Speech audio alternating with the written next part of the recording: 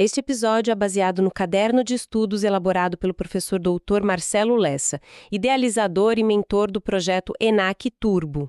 Olá! Hoje a gente vai mergulhar de cabeça no caderno 10. E o tema, olha, é puro suco do direito empresarial, figurinha carimbada em qualquer prova de alto nível. A desconsideração da personalidade jurídica. Parece um nome complicado, né? Mas a ideia por trás é fascinante. A gente dá para as empresas uma vida própria, sabe? Separada dos donos. É a tal da autonomia patrimonial. O que permite que alguém arrisque abrir um negócio sem botar em jogo, sei lá, a casa da família. Só que, e quando essa proteção vira um escudo? Um escudo para fraude. É bem aí que a nossa análise começa. Exatamente. A conversa de hoje é sobre onde a gente traça essa linha. A autonomia patrimonial ela não é um direito absoluto. É tipo um pacto de confiança. A sociedade basicamente diz, olha, empreenda, gere empregos e como incentivo seu patrimônio pessoal vai estar protegido. A desconsideração é o que acontece quando esse pacto é quebrado. Por isso ela é a exceção. E uma exceção bem qualificada, viu? O grande X da questão, e o que as bancas de concurso adoram explorar, é entender exatamente quando e como essa exceção se aplica. E o material do professor Lessa nisso é cirúrgico. Ele deixa tudo muito claro. Ok, então vamos desempacotar isso. A regra do jogo, ainda mais depois da Lei da Liberdade Econômica, é separação total. CNPJ é uma coisa, CPF é outra. Mas aí vem o artigo 50 do Código Civil, que é a ferramenta para ignorar essa separação em alguns casos. A questão é difícil usar essa ferramenta. Não pode ser algo banal, né? Senão ninguém mais abriria uma empresa. E não é, de jeito nenhum. Esse é o ponto central da chamada teoria maior, ou teoria subjetiva, que é a nossa regra geral no direito civil e empresarial. E aqui, já vai o primeiro grande alerta, a casca de banana clássica de prova. Opa, já anotei aqui. O simples fato de a empresa não ter dinheiro para pagar uma dívida, a mera insolvência, isso não é motivo para desconsideração. Ah, isso é importante. Importantíssimo. Se fosse assim, qualquer crise econômica ia virar uma caça às bruxas contra os sócios. O empresário tem o direito de o negócio não dar certo. O que ele não tem direito é de usar a empresa de má fé. Entendi. Então a palavra-chave aqui é má fé, é intenção. Não basta a empresa estar no vermelho. Precisa provar que o sócio agiu de forma errada, que houve um abuso da personalidade jurídica, como a lei fala. E como se prova esse abuso na prática? A lei dá dois caminhos principais para provar esse abuso, e basta um deles. O primeiro é o desvio de finalidade. E atenção, isso não é só mudar o objetivo da empresa. Uma loja de sapatos que começa a vender cintos não está desviando finalidade. Certo. O desvio para o artigo 50 é usar a estrutura da empresa, o CNPJ, de propósito, para prejudicar credores ou praticar um ato ilícito. É transformar a empresa numa ferramenta para fraude. É tipo usar um carro de entregas para um assalto a banco. O veículo é legítimo, mas o uso foi totalmente corrompido. E o professor Lessa faz uma ressalva importante que está na lei, né? Sobre a expansão do negócio. Perfeito. O parágrafo 5º do artigo 50 foi colocado lá justamente para proteger o empresário dinâmico. Se uma padaria começa a servir almoço e vira um restaurante, isso é evolução, é negócio, não é desvio. A banca pode criar um cenário assim, né? Com certeza. A empresa mudou de ramo, faliu e tentam induzir ao erro. A chave é procurar o elemento da fraude, a intenção de lesar. Sem isso, não tem desvio. Ok, esse é um dos caminhos. E qual seria o outro? O outro é a confusão patrimonial. Se o desvio é um abuso de propósito, a confusão é, digamos, um abuso de identidade.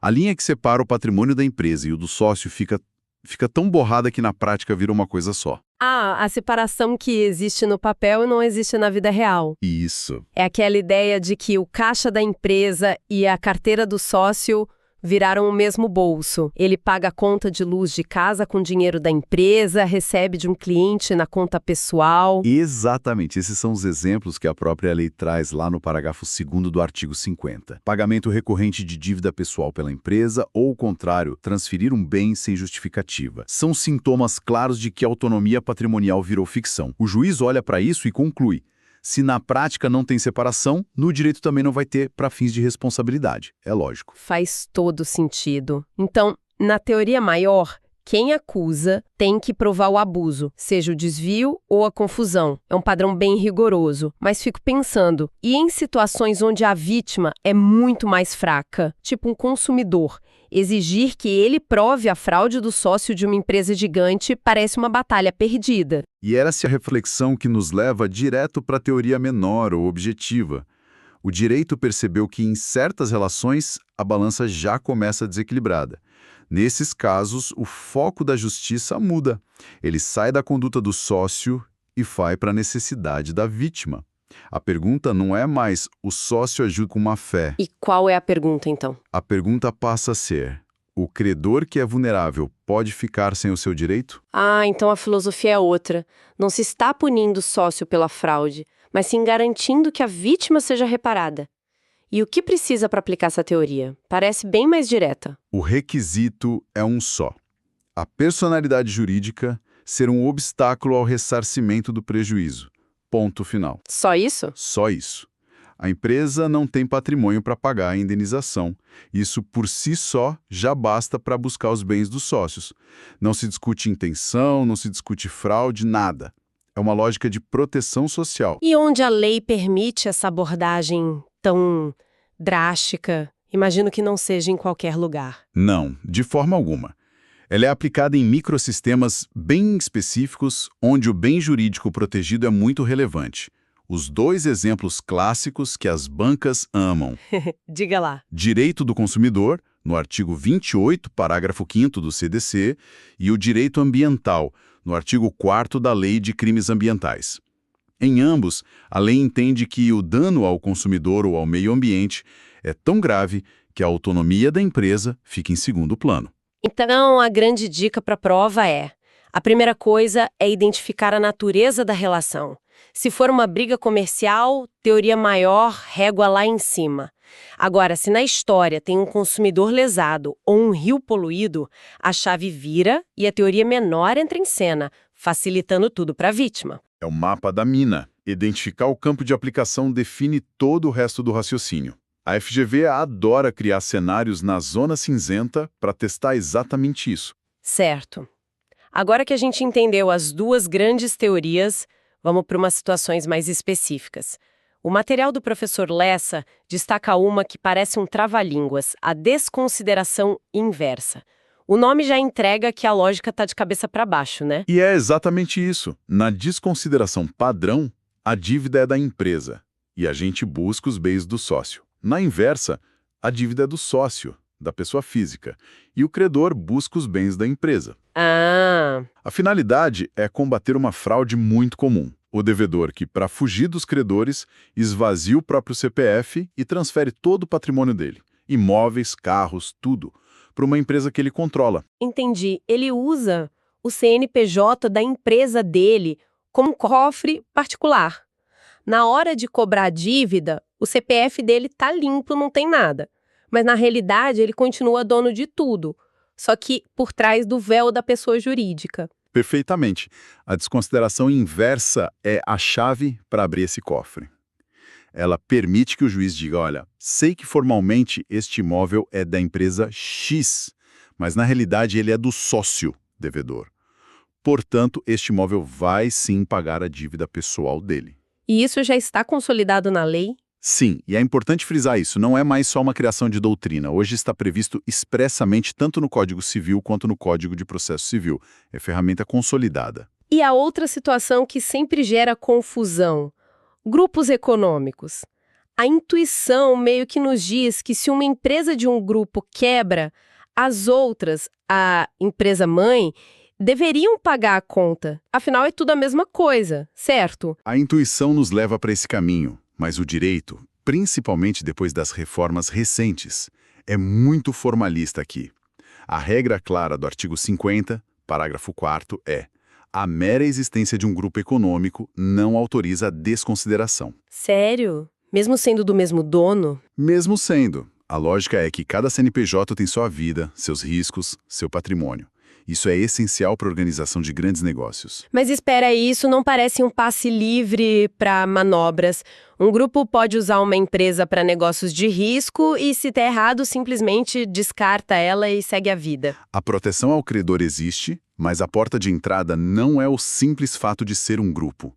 Para a empresa B responder pela dívida da A, o credor tem que provar os mesmos requisitos da teoria maior que a gente já viu. Ah, o desvio ou a confusão. Isso, só que na relação entre as empresas. Por exemplo, se a empresa a devedora, começa a transferir todos os seus ativos para a empresa B sem pagamento, para se esvaziar, ou se a empresa C começa a pagar as contas da A. Aí sim o abuso fica claro e a responsabilidade se estende. Mas veja, a causa é o abuso, não o fato de pertencerem a um grupo. Entendido. A estrutura do grupo não é o problema, mas ela pode ser o cenário para o problema. Agora vamos para a parte prática. Como isso tudo acontece num processo? Não é só o juiz decidir e pronto, imagino. Sem dúvida.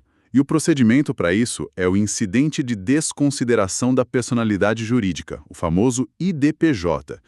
O nome incidente já diz muito. É um mini processo que corre dentro do processo principal. Ele foi criado pelo CPC de 2015 para padronizar tudo e garantir o contraditório e a ampla defesa. Certo, um processo dentro do processo só para decidir se o véu pode ser levantado ou não. E quais são as regras desse mini processo? Primeiro, no cível, o juiz não pode começar de ofício. Precisa de um pedido da parte ou do Ministério Público. Ok. Segundo, pode ser pedido a qualquer momento. Terceiro, e isso é muito importante, a instauração dele, em regra, suspende o processo principal. Para tudo, então. Para tudo. O universo para e todo mundo olha para o incidente. Só depois de resolvido é que o processo principal volta a andar. E o mais crucial, o sócio é formalmente citado para se defender em 15 dias, apresentar provas, ele não é pego de surpresa. E da decisão do juiz cabe recurso? Sim, a decisão que resolve o incidente é uma decisão interlocutória. E o recurso cabível é o agravo de instrumento. O sistema é todo amarradinho para que uma medida tão drástica seja tomada com toda a segurança jurídica possível. Ufa, foi bastante informação. Acho que agora é uma boa hora para a gente usar a estratégia do fichamento do professor Lessa e condensar tudo em pontos-chave, para fixar mesmo. Ótima ideia. Vamos lá. Regra de ouro, no Código Civil. Abuso da personalidade. E abuso é desvio de finalidade ou confusão patrimonial. Dívida sozinha, nunca. E quando o cenário muda para o CDC ou para o direito ambiental? Aí a chave é outra. Basta ser obstáculo ao ressarcimento. O foco é a vítima. Grupo econômico, por si só, autoriza? Um sonoro, não. Precisa provar o abuso também na relação entre as empresas do grupo. E o caminho processual obrigatório? IDPJ obrigatório, com contraditório prévio. Nada de surpresas. E para fechar a síntese, ao desconsiderar a personalidade, a empresa acaba. O CNPJ é extinto. Ótimo ponto. Não. De jeito nenhum. O efeito é episódico, cirúrgico. A desconsideração só levanta o véu para aquele caso concreto para pagar aquela dívida. Depois, o véu volta para o lugar e a empresa continua a vida dela. Perfeito. Essa revisão final organiza as ideias de uma forma muito poderosa. Fica tudo mais claro. E já que a gente falou tanto em teoria e prática, fica uma reflexão final, principalmente para quem estuda para atividade notarial e de registro. A decisão do juiz que desconsidera a personalidade, ela não morre no processo. Ela vira uma ordem de penhora de um imóvel que bate na porta de um cartório. Agora imagine o desafio para o registrador. Ele tem uma matrícula que diz que o dono é a empresa X, mas recebe uma ordem judicial para penhorar esse bem por uma dívida do João, que é sócio. Na prática, a ordem judicial está dizendo que o dono formal do registro não é o dono real para fins de responsabilidade. Como o sistema registral, que vive de segurança, de formalidade, processa uma informação dessas? Isso mostra como essa teoria que a gente discutiu hoje mexe com as estruturas mais fundamentais do nosso direito patrimonial. Conteúdo do projeto ENAC Turbo, sobre a autoria e orientação do professor Dr. Marcelo Lessa. Se esse conteúdo ajudou na sua jornada de estudos, não se esqueça de se inscrever no canal e ativar as notificações. Assim, você será avisada ou avisado assim que a próxima análise for ao ar. Deixe nos comentários qual outro tema denso gostaria de ver dissecado por aqui. Até a próxima!